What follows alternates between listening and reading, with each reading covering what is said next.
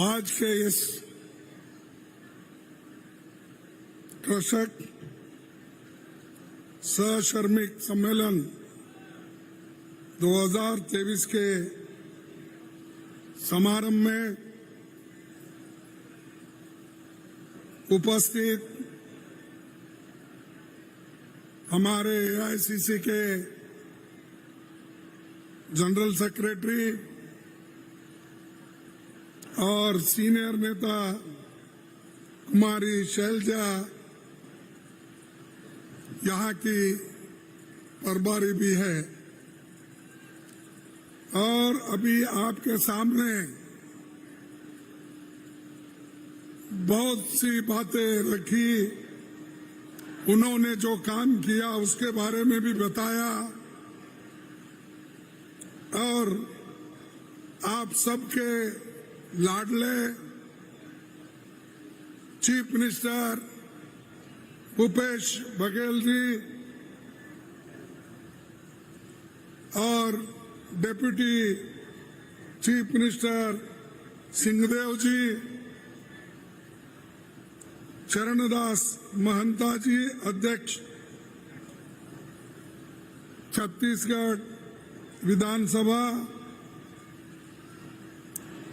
श्री दीपक वैज अध्यक्ष नौजवान, श्री गुरदास सप्पल जी,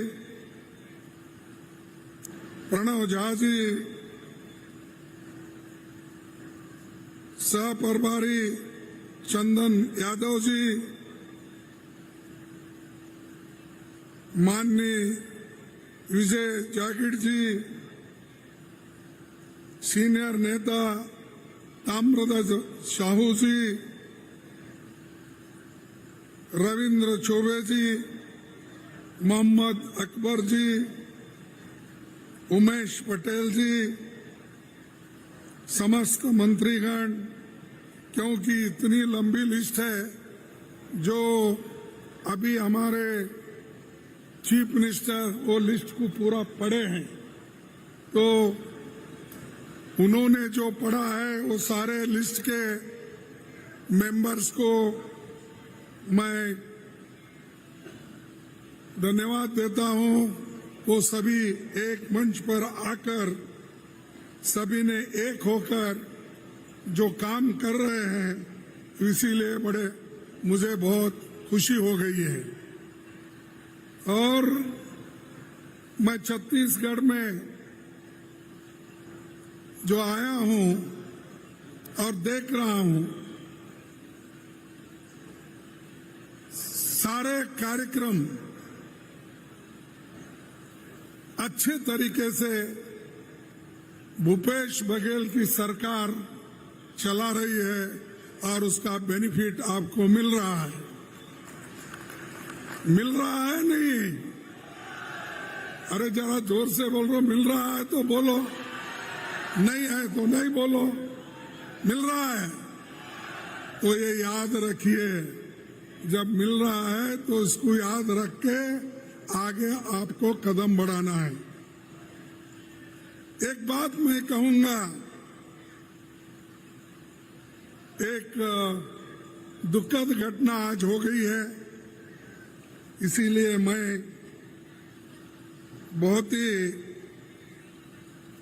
दुखित हूं, क्योंकि मेरे एक जाने माने सीनियर एग्रीकल्चर में बहुत ही रिसर्च करके एक ग्रीन रेवोल्यूशन जो इस देश में लाए, इंदिरा गांधी जी के साथ उन्होंने बहुत काम किया। और मैं जब एग्रीकल्चर यूनिवर्सिटी का एक मेंबर था, मेरी उम्र उस वक्त 26 थी। उस वक्त मुझे बोर्ड ऑफ रीजेंट बोल के एग्रीकल्चर यूनिवर्सिटी का बनाया गया और एग्रीकल्चर यूनिवर्सिटी का मेंबर बनते ही मुझे सारे भारत में एग्रीकल्चर यूनिवर्सिटी को, रिसर्च इंस्टीट्यूट को मिलना, विजिट करने का भाग्य मिला था। तो स्वामीनाथन उस वक्त हमारे एग्रीकल्चर के हेड थे। रिसर्च स्टेशन के पूरे एग्रीकल्चर यूनिवर्सिटी के वो पूरा हेड थे। काम बहुत अच्छा करा और उनका हिंदुस्तान में ही नहीं सारे दुनिया में उनका नाम हुआ था। इसीलिए मैं उनको याद करता हूं और ये कहूंगा, ये गलत नहीं होगा कि वो एक father of the green revolution of India, जिसकी तारीफ इंदिरा गांधी जी ने की, जिसकी तारीफ राजीव गांधी जी ने किया, मनमोहन सिंह जी ने किया, सभी ने किया। यहाँ तक कि वो राज्यसभा के मेंबर भी हमारे तरफ से थे। ये गवर्नर से नॉमिनेटेड थे, ये प्रेसिडेंट ऑफ इंडिया से नॉमिनेटेड थे। बहुत ही अच्छे व्यक्ति और देश के किसानों के लिए बहुत कुछ योगदान उन्होंने दिया। इसीलिए मैं उनको याद करता हूं। मैं आपसे एक रिक्वेस्ट करूंगा, उनके आत्मा को शांति मिले, इसीलिए 2 मिनट अगर आप उनको श्रद्धांजलि अर्पित करेंगे तो मुझे बहुत आपका मैं आभारी हूं।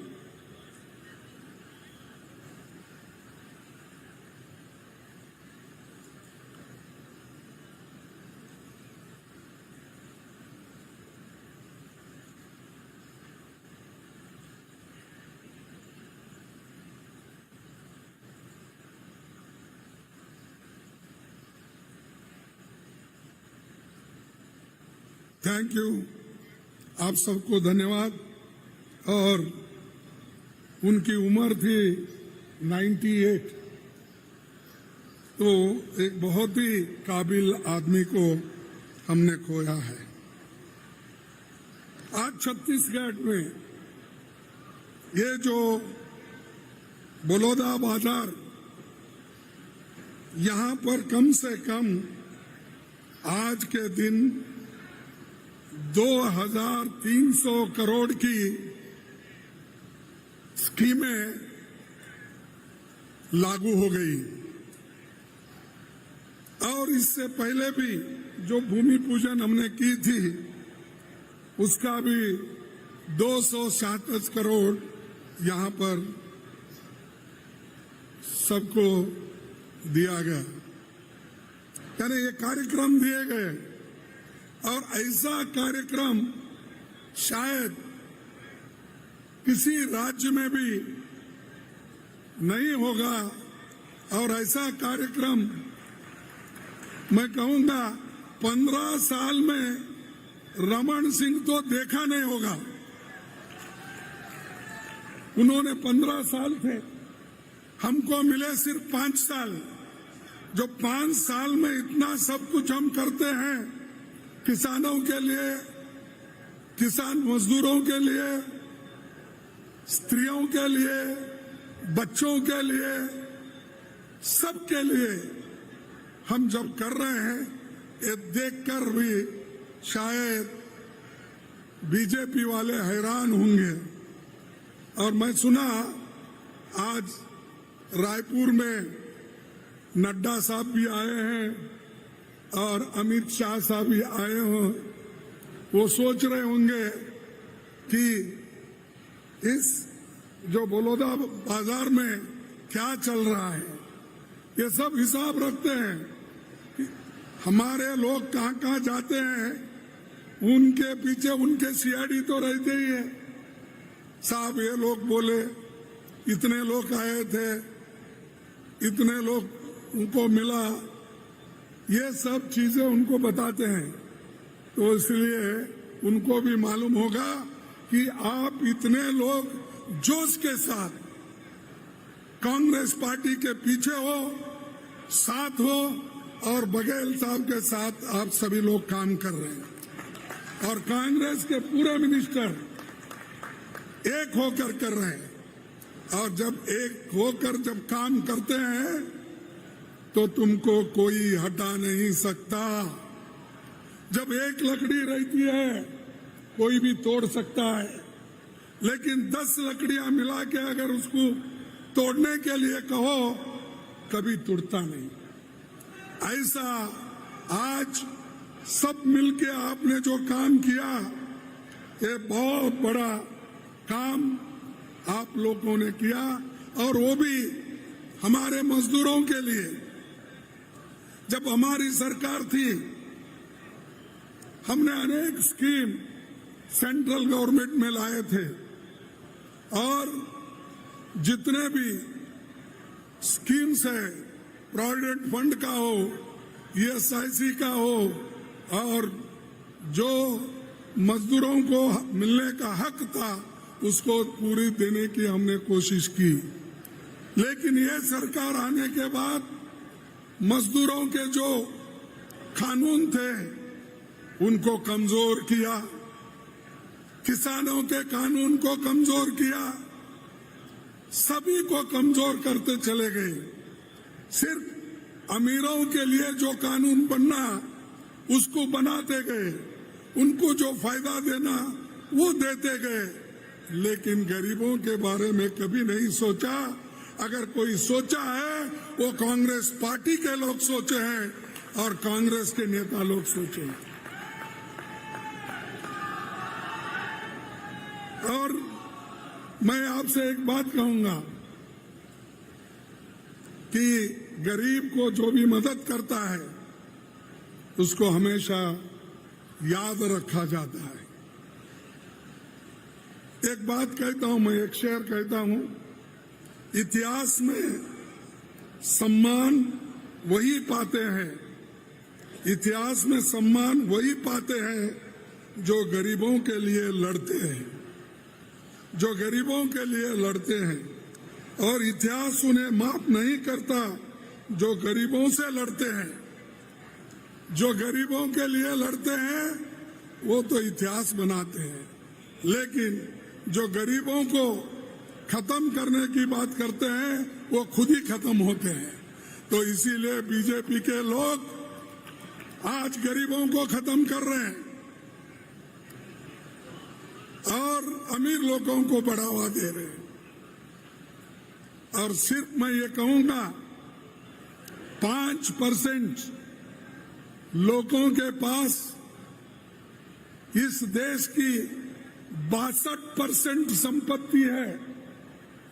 5% लोगों के पास 62% संपत्ति है और 50% लोगों के पास सिर्फ 3% संपत्ति है। तो आप देख लीजिए ये गरीब और अमीर की खाई कितनी बढ़ती जा रही है इनके जमाने में। और ऊपर से कहते हैं कि हम गरीबों के लिए सब कुछ कर रहे हैं। परसों ऐसा ही हुआ कि जो महिलाओं के लिए कानून जो पास हुआ वो रिजर्वेशन का 33% का, ये कोई नया नहीं है। राजीव गांधी जी ने तो 73, 74 अमेंडमेंट ला के पंचायत, जिला पंचायत में महिलाओं को आरक्षण दिया और आज हमारे महिला अध्यक्ष हैं, वहाँ जिले में है, म्युनिसिपालिटी में है, मेयर में है, हर जगह है। अरे ये काम ने तो राजीव गांधी पहले ही कर चुके हैं। और आप जब राजीव गांधी महिलाओं के लिए 33% रिजर्वेशन लाया, उस वक्त यही बीजेपी के लोग उसको विरोध किए और हमको हार खाना पड़ा। हम एक सदन में हमको बहुमत मिला, लेकिन दूसरे सदन में यही बीजेपी के लोग उसको खिलाफ करके हमारे उस महिला बिल को, रिजर्वेशन बिल को खत्म किया। आज छाती ठोक के कहते हैं कि हमने किया, और कब करने वाले हैं? वो खुद ही कहते हैं कि 2024 को नहीं होने वाला है, 2029, 2029, फिर उसके बाद जब सेंसस होगा, डिलिमिटेशन होगा, उस वक्त ये सब लागू होगा, यानी 2034 में लागू होगा।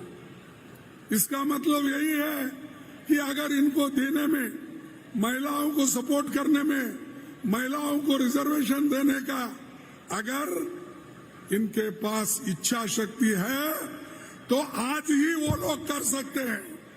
हमने उसी लिए पार्लियामेंट में अपने मुद्दा रखा, राहुल जी रखे, सोनिया जी रखे। पहली बार हम सभी ने कहा कि इसको 2034 तक ले जाने की जरूरत नहीं, ये अभी कर सकते। जो हमारे पास जितने एमपीज हैं, वो एमपीज के आधार पर कितने नंबर है उसमें 1/3 करो और इलेक्शन चुनाव 2024 में लड़ाओ। क्यों नहीं हो सकता? लेकिन वो उनको सिर्फ लोगों को बताना है, काम करना नहीं है। लोगों को सिर्फ भ्रमित रख के, अरे मोदी जी कुछ कर रहे हैं हमारे लिए, ये बोलते बोलते 2024 का इलेक्शन निकल जाना। तो ये उनकी मंशा है। लेकिन हम जो भी कुछ काम करते दिल से करते हैं। राजीव गांधी जी ने भी किया, सोनिया गांधी जी ने भी किया। सब कुछ हमने अपने लोगों को मदद करने के लिए करते हैं, किसी को खुश करने के लिए नहीं। तो इसीलिए भाइयों और बहनों, मैं आपसे यही कहूंगा कि मोदी जी महिलाओं को आरक्षण आज नहीं दे रहे हैं, 2024 को भी नहीं दे रहे हैं, 2029 को भी नहीं दे रहे हैं। बोले हैं 2034 को ये आएगा, तब तक वो ना रहेंगे ना हम रहेंगे, उन्हों भी नहीं रहेंगे।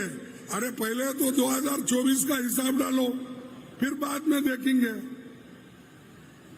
ये सब लोगों को बोलने की बातें और वोट लेने के लिए सब कुछ करते हैं।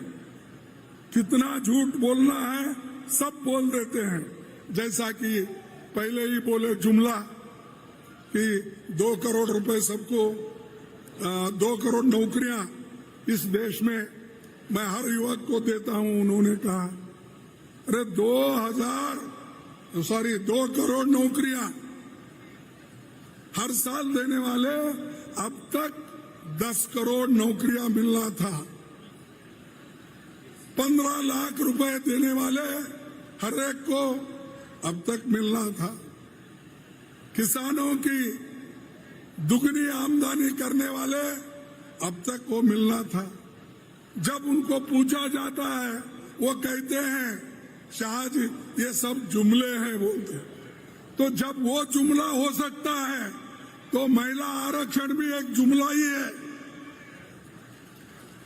ये भी एक जुमला है। क्योंकि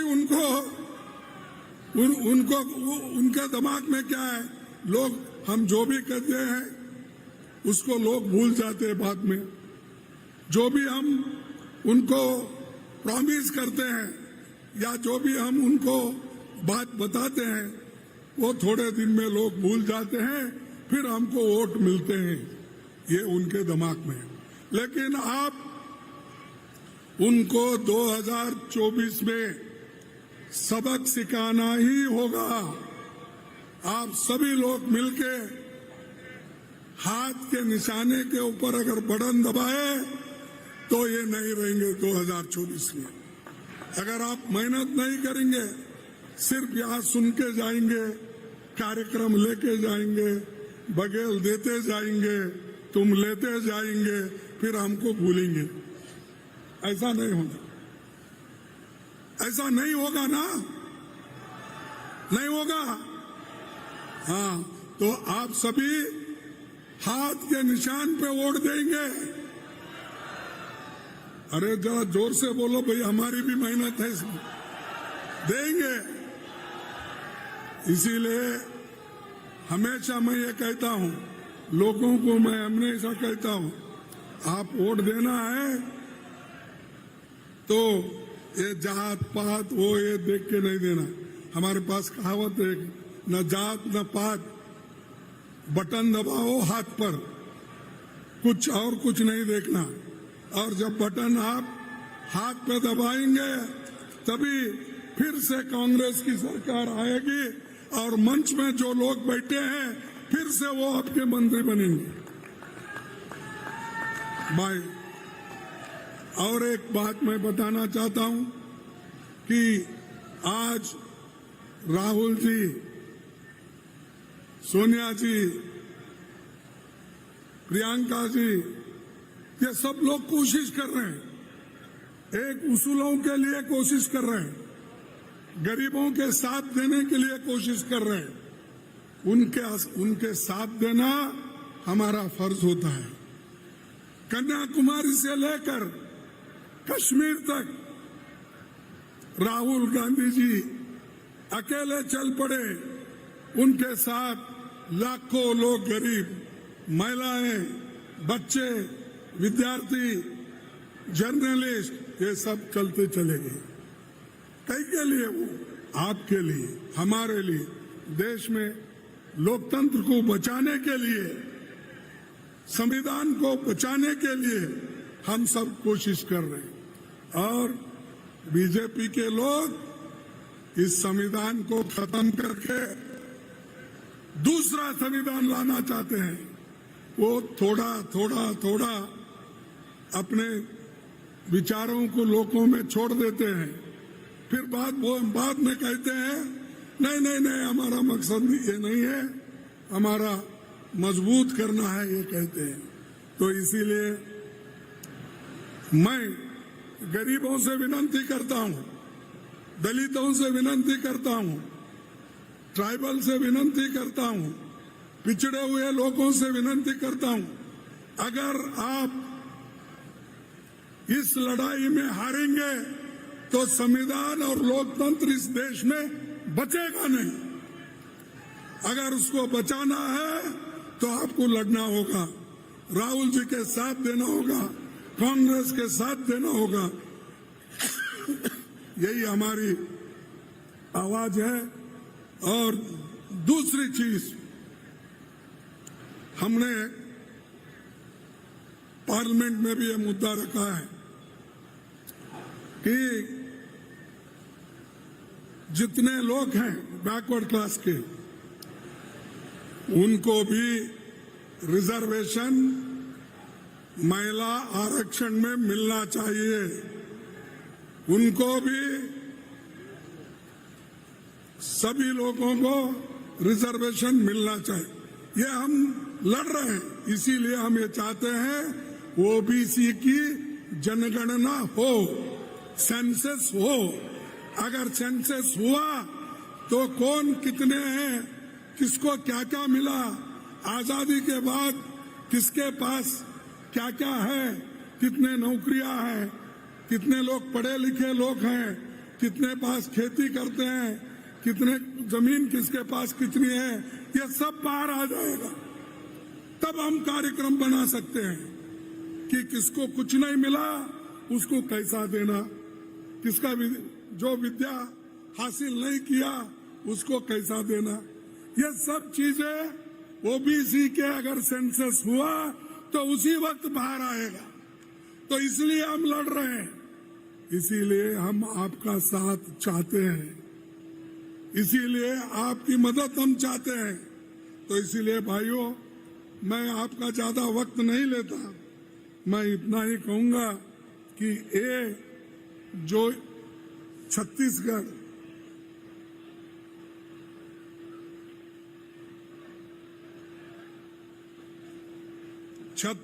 में खास करके घासीदास जी जो सतनामी पंथ के स्थापना करने में उनका बहुत बड़ा हाथ था और उनकी वजह से ही ये सतनामी पंथ यहाँ पर स्थापित हुई। और आज कोई ऐसी विचारधारा के लोग देश में बहुत कम है। सिर्फ जंतर मंतर वो ये बताते हैं, लेकिन सही मार्ग अगर किसी ने बताया वो घासीदास जी ने बताया। सत्य से चलने का जो सच्चाई है उन्होंने लोगों को दिखाया। बाकी के लोग क्या दिखाते हैं? जादू दिखाते हैं। बहुत बड़े बड़े मैं भी देखा हूं, आज इधर इधर के नौजवान लोग भी साधु बन रहे, बगैर सोचे बगैर समझे।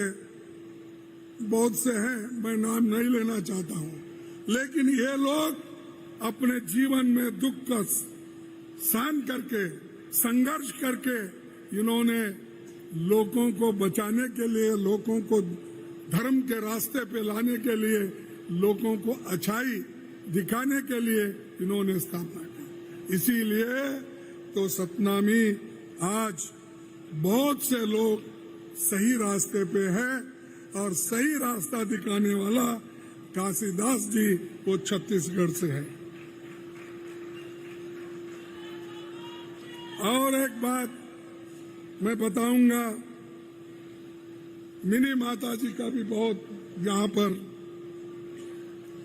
एक देन है। इसी बलाद बाजार में पहली महिला लोकसभा सांसद बनी। तुम अभी बनाने में हो तो हम पहले ही कांग्रेस से बना दिए। सबसे पहले एक महिला कांग्रेस की अध्यक्ष बनी। कौन? सरोजनी नायडू। वो कांग्रेस की थी, वो पहली महिला थी। इंदिरा गांधी पहली महिला प्रधानमंत्री। सोनिया गांधी अध्यक्ष महिला, वो कांग्रेस के। पहला प्रतिभा पाटिल को हमने इस देश का अध्यक्ष बनाया। लोकसभा के अध्यक्ष मीरा कुमारी ये पहली महिला बनी। सब पहला जो आता है वो कांग्रेस का आता है। और ये हमारा देख के नकल करते हैं। हम जो बनाते हैं वो देखकर ये लोग नकल करते हैं और हमेशा ये कहते हैं कि हमने उनको बनाया, इनको बनाया। अरे ये बनाने वाले, मैं पूछता हूं, आप जब ये पार्लियामेंट का फाउंडेशन डाल रहे थे, पार्लियामेंट का फाउंडेशन डालते वक्त आपने कोविंद जो प्रेसिडेंट ऑफ इंडिया थे उनको उस सेरेमनी में क्यों नहीं बुलाया गया? मैं पूछता हूं। उनके हाथ से फाउंडेशन क्यों नहीं डलवा गया? दूसरी चीज, जब उद्घाटन करते वक्त इस वक्त भी मुर्मा माता को नहीं बुलाया गया। यानी जो बड़े काम होते हैं उसमें प्रेसिडेंट ऑफ इंडिया को इन्वॉल्व नहीं करते और सिर्फ मोदी ही जाते हैं आगे आगे हर जगह। अरे भाई, कितना तुम फाउंडेशन डालेंगे, कितने पत्थर डालेंगे? जो पार्लियामेंट के हैं, बड़े बड़े हैं, हमारे संविधान के मुताबिक वो जगह ऊंचे यानी ऊंचे दर्जे के लोगों के लिए है। उनको सब पीछे छोड़ के आप ही कर रहे। और मैं ये नहीं कहना चाहता हूं कि आपका दिल कैसा है, कि बीजेपी वाले किस ढंग से काम करते हैं वो मुझे आपको बताना है। और ऊपर से बोलते हैं महिलाओं का बड़ा सम्मान हमने किया, और उन्होंने ये भी बताया जब पार्लियामेंट में मैंने पहली बार अंदर आया तो उसको माथा टेक के अंदर आया हूं। अरे भाई, वो पुराने पार्लियामेंट को तो माथा टेके, लेकिन वहां से यहाँ नए पार्लियामेंट को आने के बाद, उस बिल्डिंग में आने के बाद महिलाओं का आरक्षण बिल था, उसी वक्त पास क्यों नहीं किया? इसीलिए हाथी के दांत खाने के एक होते हैं और दिखाने एक होते हैं। ऐसा ही है ये लोग, बीजेपी के लोग, और हमारे जितने भी अपने देश के लिए बात करते हैं तो उनको मैं यही कहूँगा। और कांग्रेस हमेशा किसान के लिए, गरीबों के लिए, पिछड़े लोगों के लिए, हर एक के लिए काम करते हुए आई। ये मकान का बहुत बोलते हैं, गरीबों को हम इतने मकान करके दिए, लेकिन यहाँ छत्तीसगढ़ में जो सेंट्रल गवर्नमेंट से आता है वो तो दिए, लेकिन जिनको नहीं मिला उनको स्टेट गवर्नमेंट बंद के दे रही है, उनको बंद के दे रहे। अरे ये काम हम करते हैं। गरीबी क्या है हमको मालूम है, गरीबी हर जगह कैसी है इसका पूरा निचोड़ हमारे पास है। तो हम सिर्फ बात करने से होता नहीं, इसीलिए आप सोचना चाहिए। और ये लोग जो हमेशा अपनी बात को कहते हैं लेकिन काम नहीं करते। हमने इतनी योजनाएं डाली, अब मेरे को भी याद नहीं आ रहा भूपेश बघेल की योजना। प्रेसिडेंट जरा बाद में तुम दोनों बात करो, दोनों समय मिलता है, अब बात दोनों बात करते रहो। कांग्रेस के जन कल्याण कार्यों की लंबी लिस्ट है। एक नई योजना 5 सालों में 1,75,000 करोड़ की राशि आम लोगों के खाते में पहुंच गई। न्याय योजना के 5 सालों में 40 लाख लोग गरीबी रेखा से बाहर आए। 19 लाख किसानों का कृषि ऋण माफ हुआ। माफ हुआ नहीं हुआ। 19 लाख किसानों का कृषि ऋण माफ हुआ। 5,63,000 भूमिहीन कृषि मजदूरों को 7,000 रुपए प्रति वर्ष आर्थिक सहायता मिल रही है। ये पूरे देश में अपनी तरह ही अकेली योजना है। ये स्पेशल योजना है, स्कीम किसी और जगह नहीं है। तो ये योजना भी यहां से शुरू होगी। 5,16,000 आदिवासी भाइयों को, बहनों को 101 लाख एकड़ वन भूमि पर अधिकार दिलाया। स्वामी आत्मानंद इंग्लिश मीडियम, ये कहीं भी जल्दी सरकार नहीं लेती, लेकिन यहाँ सरकार इंग्लिश मीडियम स्कूल बनाए और 377 इंग्लिश मीडियम स्कूल के साथ 10 इंग्लिश मीडियम कॉलेज बनाए। 8 नए मेडिकल कॉलेज भी यहाँ पर बन गए और इसका फायदा सभी क्षेत्रों को होगा और आपके क्षेत्र को भी होगा। बहुत से यानी ये मेडिकल कॉलेज दिलाना, इंग्लिश मीडियम दिलाना, ये मामूली बात नहीं है।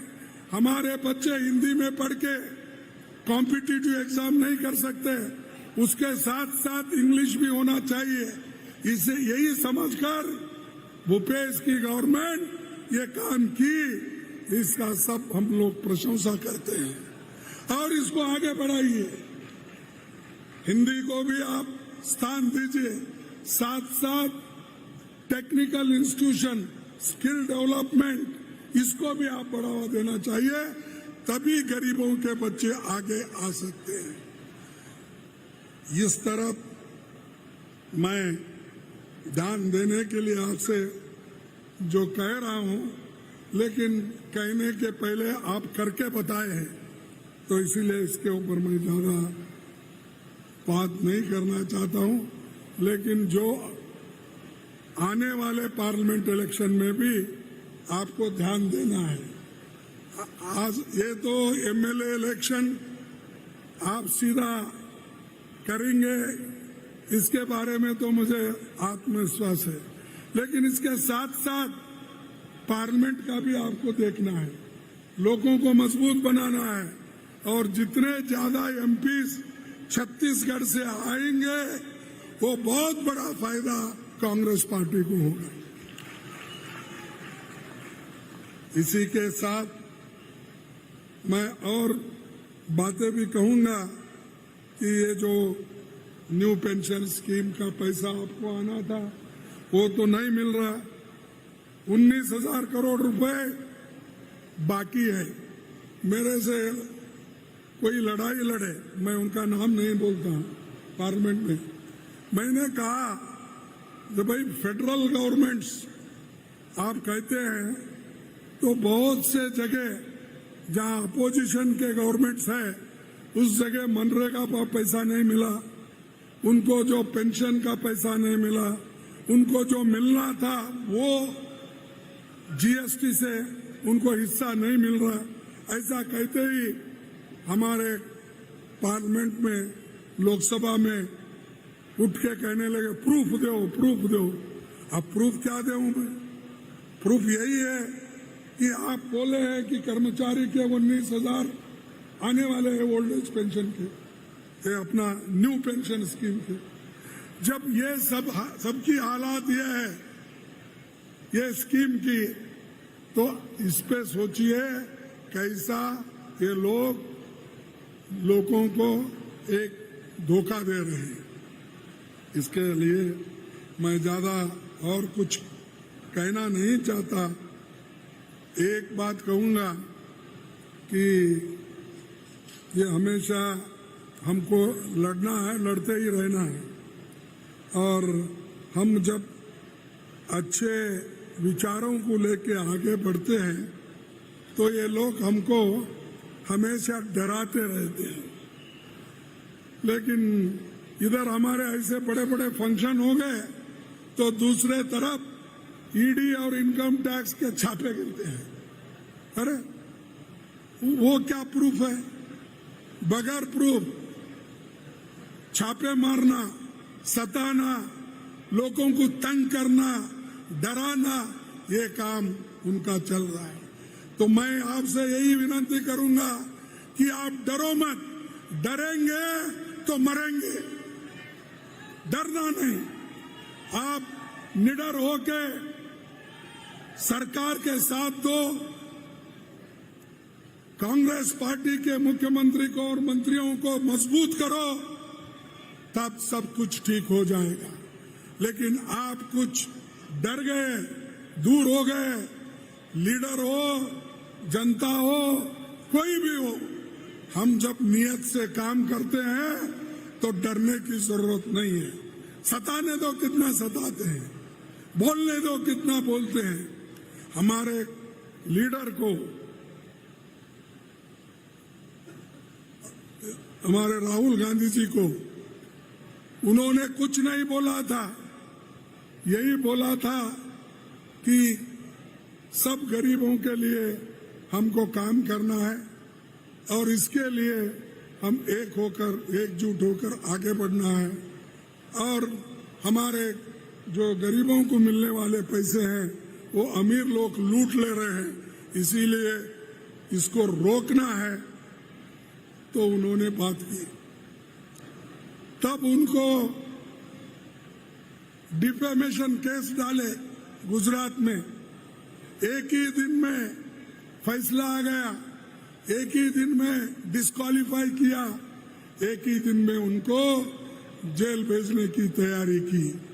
तो ऐसी बातें जब हमारे नेताओं के साथ होती है हम लोग उनके साथ रहना चाहिए, और जब तुमको भी होता है हम लोग साथ रहना चाहिए, चाहे मिनिस्टर्स हो चाहे कोई भी हो। अगर हम लोग तुम्हारा साथ नहीं देंगे तो आगे हमारे साथ कोई भी नहीं आएगा। तो मैं यही अपने अध्यक्ष जी से और मुख्यमंत्री से और सारे मंत्रीगण से ये विनंती करूंगा कि लोग आप एक होकर ये जो गरीब लोग हो उनको मजबूती दो और इनको आगे शक्ति दो। जो कार्यक्रम है वो तो हो रहे हैं अच्छे, इस कार्यक्रम को जरा ये कार्यक्रम जोरों में चल रहा है, इसके लिए वो डर के आज रायपुर में मीटिंग ले रहे हैं। इनको कैसा करना, क्या करना, किस ढंग से इनको दबाना, किस ढंग से यहाँ पर जीतना, ये कोशिश कर रहे हैं। वो आ रहे हैं, वो हमेशा यही काम करते हैं, लेकिन जब तक जनता हमारे साथ है, ये कोई भी लोग आए तो छत्तीसगढ़ को हिला नहीं सकते कांग्रेस के साथ। तो इतना कहते हुए मैं आपको सभी को धन्यवाद देता हूं कि इतनी महिलाएं, इतने लोग, इतने मजदूर, किसान मजदूर सभी लोग आए हैं।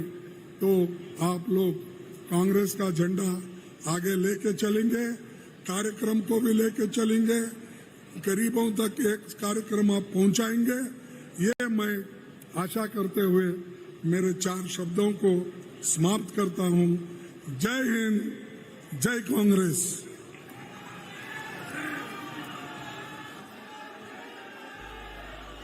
आपके संबोधन के लिए बहुत बहुत धन्यवाद माननीय मुख्य अतिथि श्री मल्लिकार्जुन खड़गे जी। आपने छत्तीसगढ़ शासन की जिन योजनाओं को सराहा है, जिन योजनाओं के बारे में आपने आम जनता को परिचित कराया है, उन योजनाओं से गढ़बो नवा छत्तीसगढ़ की भावना और भी अधिक बलवती हुई है। और इसके साथ ही